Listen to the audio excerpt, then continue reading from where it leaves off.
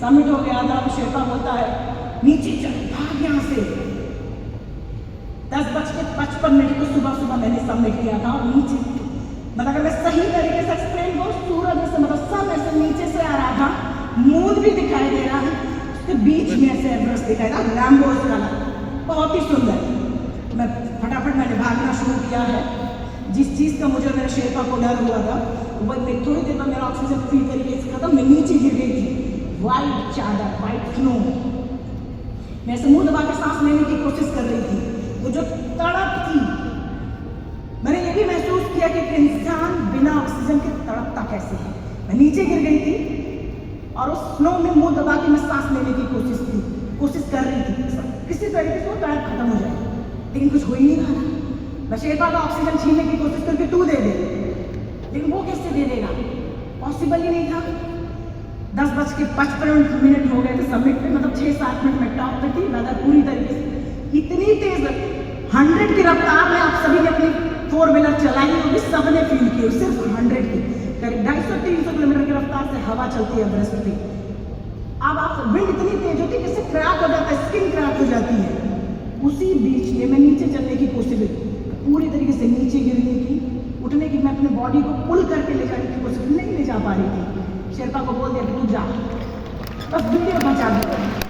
और उसी समय एक ब्रिटिश क्लाइंबर नीचे से ऊपर की तरफ आ रहा है, उसके पास 2 ऑक्सीजन सिलेंडर, एक जाने पे वापस आने। मैंने दोनों लगा दिए थे जाते वक्त ही। एक ब्रिटिशर ने जब क्लाउड हो जाता है, फॉगी हो जाता है, तो दिखता नहीं मेघ, लोग भटक जाते हैं। उस ब्रिटिशर ने एक को ड्रॉप किया, मतलब एक ऑक्सीजन को ड्रॉप करता है वॉकिंग डिस्टेंस पे, बस थोड़ी दूर, एक को ड्रॉप किया, दूसरा लगाया, वापस जाना शुरू किया। मेरे शेरपा ने, जो मेरे लाइफ में से इंपॉर्टेंट लोगों में से एक, वो गया है, दौड़ के गया और ऑक्सीजन को उठाया, हाथों से बैठ के ले आया, मुझे लगाया। जब खड़ी हूँ ऑक्सीजन अंदर गया तो बार बार वो लगाते लगाते ही वो बोले जा रहा है, अरे दिमाग तो बहुत लगी है, भगवान भी चाहता तू जिंदा रहे, मतलब ऐसे वो रिएक्ट कर रहा था। यहाँ पर बैठे मैं किसी की भावनाओं को ठेस नहीं पहुंचाना चाहती हूँ, लेकिन वो जब बार बार मुझे बोल रहा था तो मुझे मतलब इरिटेशन थोड़ा लग रहा था कि क्यों ये बार बार बोल रहा तू भाग्यवान है, तू मतलब किस्मत है, बला बला बोले जा रहा है। क्योंकि मेरा मानना है किसी लक, भाग्य और किस्मत में तीनों पे भरोसा नहीं करती, क्योंकि मेरा मानना है लक भी उसी का साथ देता जिसके अंदर जीतने का जज्बा है। अगर आपके अंदर जीतने का जज्बा है तो आप परिस्थितियों को मोड़ देते हैं, ऐसे परिस्थितियां मुड़ जाती हैं। आसान नहीं होता, लेकिन आप मोड़ सकते हैं। 2011 में जब एक्सीडेंट हुआ था, मुझे सीआईएसएफ ने वो जॉब ऑफर कर दी, like same assistant commandant, like same DSP, 200 लोगों की बटालियन, अच्छा लग्जरी ऑफिस, लग्जरी जीवन। लेकिन क्या कभी मुझे इतनी प्यारी ऑडियंस, मैजिक मिलता? यस या नो? क्या मुझे कभी मिलता? कभी नहीं मिलता। हम अब स्वामी विवेकानंद जी मेरे स्पिरिचुअल गुरु हैं। स्वामी जी ने कहा है इस बात को कि हम अपने भाग्य के लेखक होते हैं, जैसा चाहे अपने भाग्य को लिख सकते हैं। और अब तब वो बात मुझे वहां समझ में आती है। और मुझे जो भी था, लक, भाग्य, किस्मत जो भी मानिए, मुझे ऑक्सीजन मिला है और भागना शुरू किया नीचे।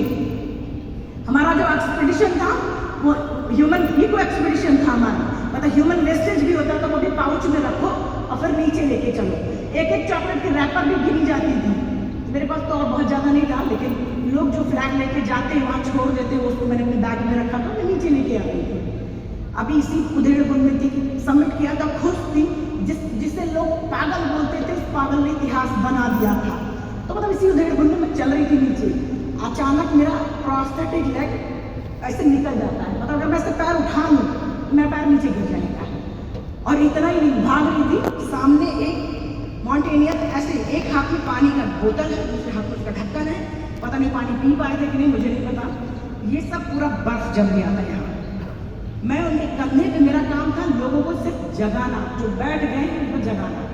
और मैं उनके कंधे जब हिलाया है वो उसी पोजीशन में नीचे लुढ़कते हुए गिर गए।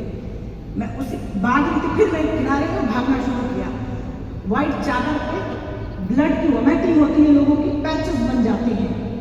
शेरपा मुझसे बहुत आगे है, वो सिर्फ मुझे ऐसे इशारे करता कि मतलब चल, अब मेरा पैर निकल गया है, मैं शेरपा को भी नहीं बता पा रही हूँ, तो गाइड को भी नहीं बता रही, मेरा पैर निकल गया, भाई रुक जा। कोई देखिए, कोई आपको बता सकता है, कोई आपको उठा के अचीव नहीं करवा सकता किसी भी क्षेत्र में। शेरपा मुझसे आगे है, मैं सारे मतलब वो मुझे बुला रहा कि मतलब भाग फटाफट, वेदर बहुत खराब, तेरा ऑक्सीजन पता नहीं कितना है उसमें, कब खत्म हो जाए नहीं पता।